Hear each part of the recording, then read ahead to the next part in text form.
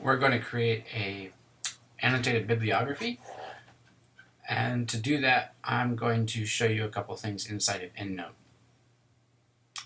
First, there's editing of styles. So Endnote has this thing called output styles, and this allows you to choose the citation format that your bibliography is going to be in. So if we wanted to open the styles manager, there's thousands of styles that come with Endnote, and we can look for a couple through the quick search.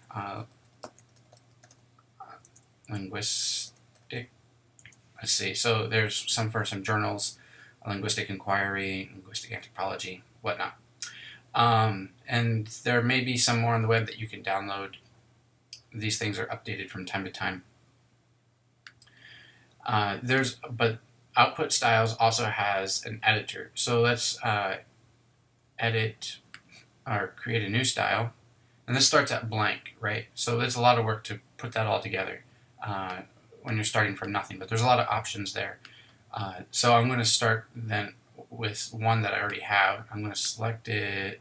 I started one a while ago for a annotated bibliography, and when I was taking the literacy mega course. And let's see if I have a something or another here. I'll show you SLUND, and let's see, literacy mega course. So any one of these resources should have something. Okay, so in my output style, I have the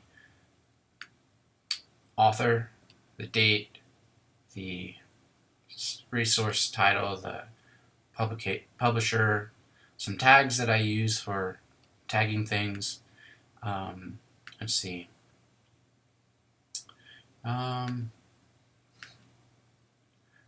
Here's a summary. This is like the abstract when I use abstracts. I have how I decided to acquire the resource. That's a personal thing that I try to keep track of. So the question is, how do you get these custom fields down here in your output style? And that's what I'm showing you here with the output styles, edit, annotated, blah, blah, blah.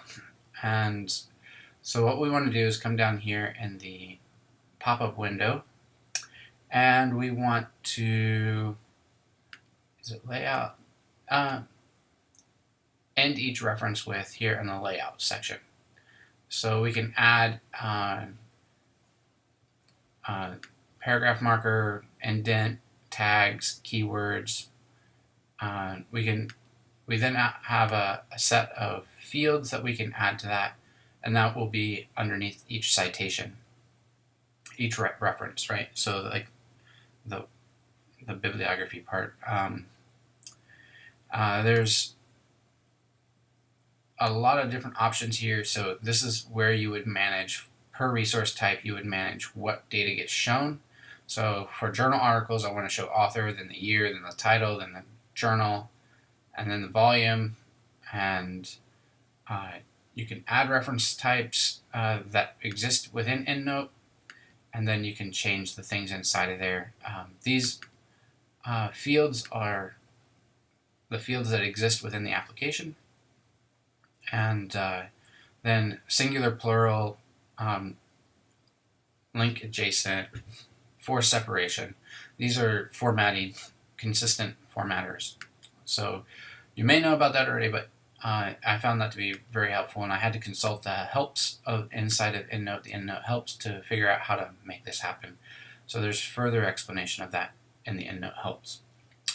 But between the template under bibliography template and the layout field, that's where you'll find the fields and the formatting to make the annotated bibliography. Now, if we wanted to like export this to a Word document or to a PDF, and eventually turn that Word document into a PDF, then what we would do is we would select a variety of these items, and we would copy formatted, and then we would paste that into another word processing document. Copy formatted, so I have Word conveniently open over here. We can create a new Word document, and sort of voila, we have my annotated bibliography. Now I can print this to PDF. I can do a variety of things with it. Play with the styles. Another way to insert items into this Word document would be to load the plugin that comes with Endnote that allows you to bring Endnote citations into a Word document. That plugin should also allow you to do things like bibliographies, but adjust which style you want. So remember the style outputs, and this one's Annotated Literacy Mega Course. If you wanted to use a standard linguistic style sheet, you could change that. Instead of changing it here in the application of Endnote, we could change it in the application Word. So that plugin allows you to do different things with that. And a similar kind of behavior, parallel behavior and concepts exist when using Zotero. So there is a data movement process, a management process from moving data from Endnote to Zotero if you're using that kind of tool. Anyway, that's the short of it.